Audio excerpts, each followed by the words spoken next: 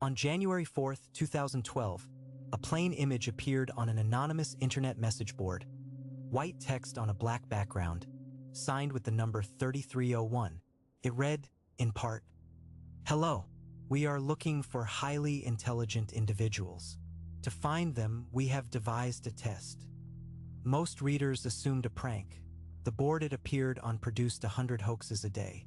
Yet hidden inside that image, invisible to anyone who only looked at it, was a door. It opened onto the most elaborate puzzle the internet has ever produced. Who was behind Cicada 3301? And what waited for the people who reached the end? More than a decade later, both questions still stand.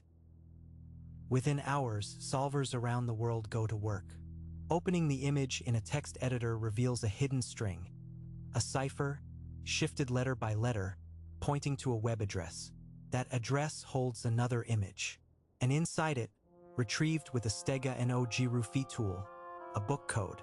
The trail runs through Mayan numerals, a 1,754-year-old cipher, and lines of Victorian poetry. Then it does something no one expects. It leaves the internet. A telephone number with a Dallas area code answers with a recorded voice. The voice points to a website showing nothing but an image of a cicada and a countdown.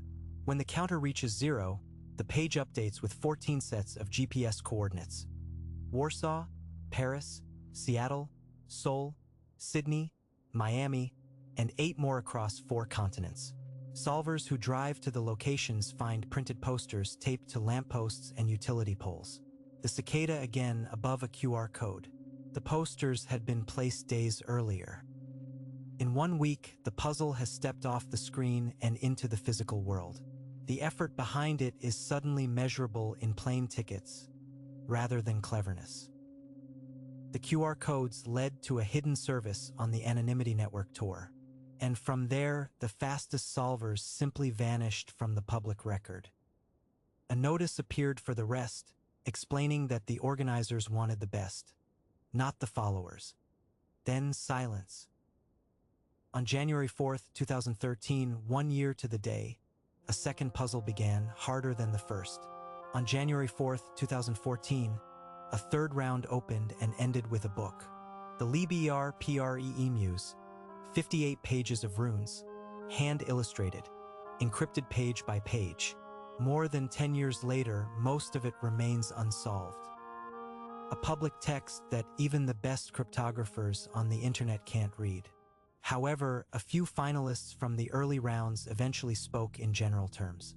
One described reaching a private site and a questionnaire, questions about censorship, surveillance, privacy, and the freedom of information. Even he never learned who was asking. The theories escalate the way the evidence does.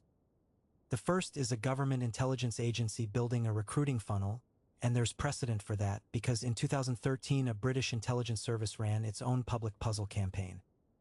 But that agency put its name on the answer because a recruiting tool that never identifies the recruiter recruits no one.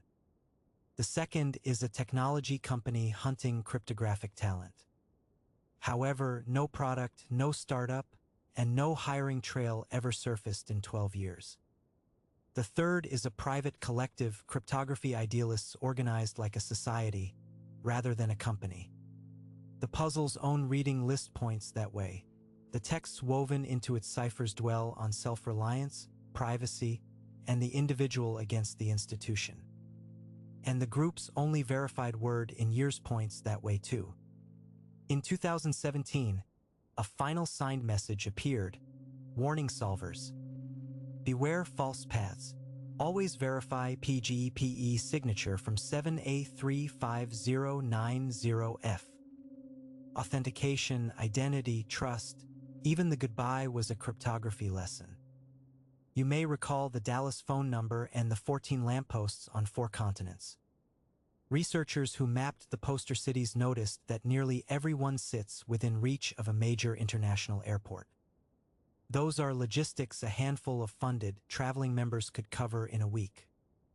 Yet that observation cuts both ways because a handful of people keeping a secret for over a decade is its own kind of anomaly. Who prints posters on 4 continents in a single week? Why has no member, in all these years, ever stepped forward? And what did the finalists find on the other side of that questionnaire? The Liber Primus is still being worked on today, one stubborn page at a time, by people who may be decrypting a philosophy, a manifesto, or an invitation that expired years ago. Since the 2017 warning, the number 3301 hasn't spoken again. I find the silence stranger than the puzzle itself. Organizations leak, hoaxers gloat, recruiters eventually hire, and this did none of it. Who was behind Cicada 3301? And what waited for the people who reached the end? Somewhere, presumably, there are people who know both answers. The ones who solved everything went through the last door and were never heard from in public again.